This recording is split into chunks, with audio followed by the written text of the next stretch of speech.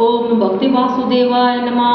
पुरुषोत्तम मास महात्म्य का प्रथम अध्याय। सूत जी का मुनियों से तीर्थों का वर्णन तथा सुखदेव जी का आगमन। भक्तों को कल्पवृक्ष वृंदावन में लीला विनोद करने वाले वृंदावन बिहारी अद्भुत पुरुषोत्तम भगवान को मैं नमस्कार करता हूँ। नरों में श्रेष्ठ भगवान नर नारायण को नमस्कार कर माता सरस्वती तथा जगत गुरु व्यास जी को सत्कार्य में सफलता प्राप्त करने के निमित्त प्रणाम करता हूँ।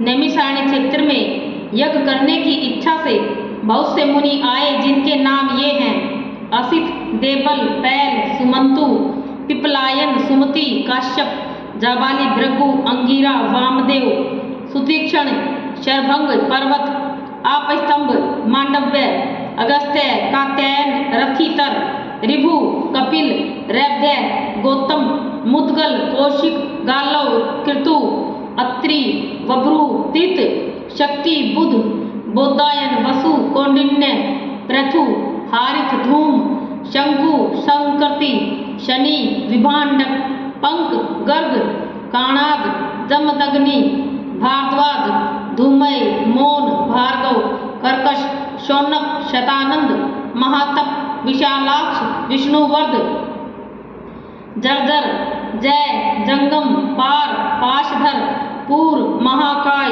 जैमिनी, महागिरीव, महाबाहु, महोदर, महाबल, उद्दालक, महासेन, आर्त, अमलप्रिय, उद्रबाहु, उद्रपाद, एकपाद, दूरधर, उग्रशील, जलाशी, पिंगल, अत्रि, रघु, शांडीर, करुण, काल, कैवल्य, कलाधर, श्वेतबाहु, रोमपाद, कद्रु, कालाग्नि, रुद्रग, श्वेताश्वर, आध, शरभंग, पृथुसर्वा आदि ब्रह्मिष्ठ और वेद पाठी ऋषिगण अपने शिष्यों सहित लोक कल्याण करने के विचार से एकत्रित हुए, क्योंकि ये सदैव परोपकार में लगे रहकर वेदानुकूल कर्म करते हुए दूसरों के हित में संलग्न रहते थे। ये नैमिषारण्य क्षेत्र में यज्ञ करने के लिए इकट्ठे हुए थे। इधर सूत जी भी तीर्थों का भ्रमण करते हुए अपने शिष्यों के साथ आ पहुँचे। वहाँ सूत जी ने संसार सागर से पार उतारने वाले समस्त ऋषिगणों का दर्शन किया और शिष्यों के सहित सबको नमस्कार करके सूत जी आनंद मगन हो गए। ऋषियों ने लाल रंग की वृक्ष की छाल पहने प्रसन्नमुख, शांत, सद्गुण युक्त, परमार्थी, आनंद स्वरूप परम तत्व के जानने वाले सूत जी को ऊर्ध्वपुंड्रक तिलक लगाए, गोपी चंदन की मृतिका से राम नाम तथा दिव्य शंख और चक्कर का छापा लगाए, तुलसी की माला तथा जटाओं के मुकुट से शोभित महा अद्भुत मंत्र का जाप करते हुए सब शास्त्रों के सार, तत्व के ज्ञाता, सब जीवों का हित करने वाले, इंद्रियों और क्रोध को जीतने वाले, जीवन मुक्त जगत के गुरु वेद व्यास जी के कृपा पात्र और व्यास जी के समान ही इच्छा रहित तथा विविध गुण संपन्न देखकर समस्त मुनिजन सहसा एक साथ उठकर खड़े हो गए।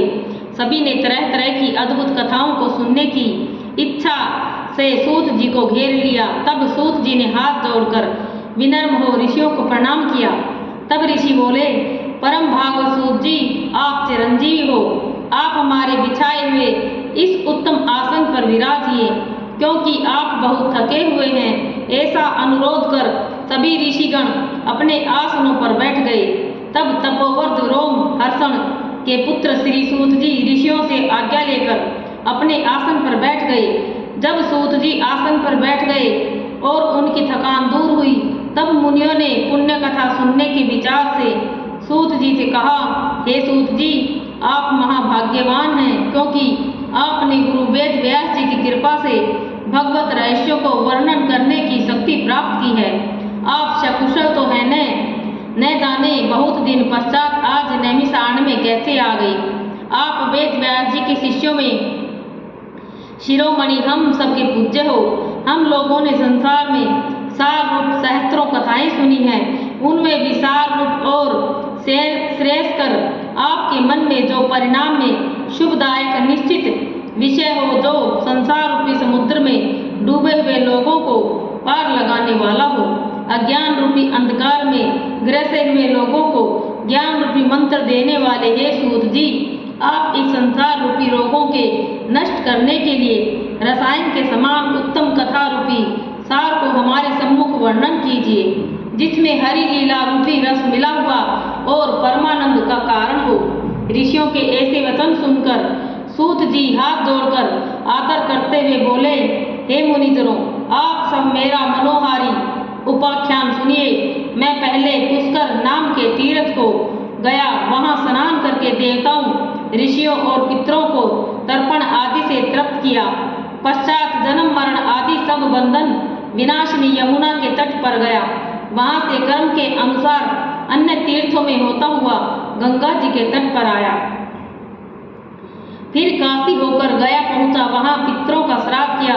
त्रिवेणी और कृष्णा होकर गंडकी में स्नान करता हुआ पुलय मुनि के आश्रम में गया। फिर धेनुमती में स्नान करके सरस्वती के किनारे 3 दिन तक उपवास करके गोदावरी पहुंचा। फिर कृतमाला, कावेरी, निर्विंध्या, ताम्रपर्णी, ताप्ती, बहायशी, नंदा, नर्मदा और शर्मदा में स्नान करके चर्मणवती होता हुआ सेतुबंध रामेश्वर गया। वहां से बद्रिकाश्रम धाम पहुंचा। वहां नारायण का दर्शन कर तपस्वियों को नमस्कार करके फिर नारायण की स्तुति कर सिद्ध क्षेत्र में आया। इन सभी तीर्थों में भ्रमण करते हुए कुरुक्षेत्र गया। वहां से जांगल देश होता हुआ मैं हस्तिनापुर पहुंचा। वहां पर मैंने सुना महापुण्यवान राजा परीक्षित बहुत से ऋषियों के साथ गंगा जी को जा रहे हैं। उनमें अनेकों सिद्ध योगी और महासिद्ध मुनि थे। कोई निराहारी, कोई केवल वायु भक्षण करने वाला, तो कोई पत्तों को खाकर रहने वाला था, कोई केवल श्वास के बल पर ही जीने वाला था, तो कोई फलाहारी और फेन का आहार करता था।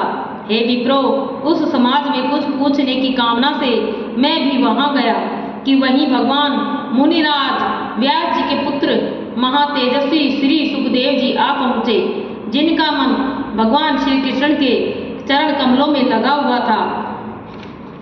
उनकी 16 वर्ष की आयु थी। शंख के समान कंठ, लंबे और चिकने केसों से घिरा हुआ मुख था।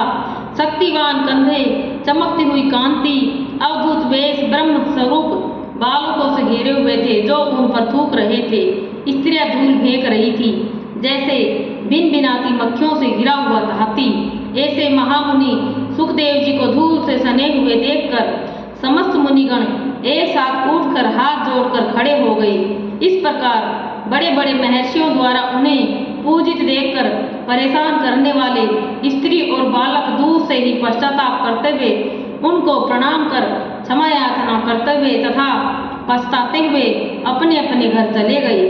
तब मुनियों द्वारा बिछाए गए कमल चक्र जैसे ऊंचे श्रेष्ठ आसन पर श्री सुखदेव जी विराजे। वहां व्यास पुत्र ज्ञान रूपी महासागर सुखदेव जी ऋषियों द्वारा पूजे गए ऐसे शोभा पाने लगे जैसे तारागणों के मध्य चंद्रमा। ओम नमो भगवते वासुदेवाय।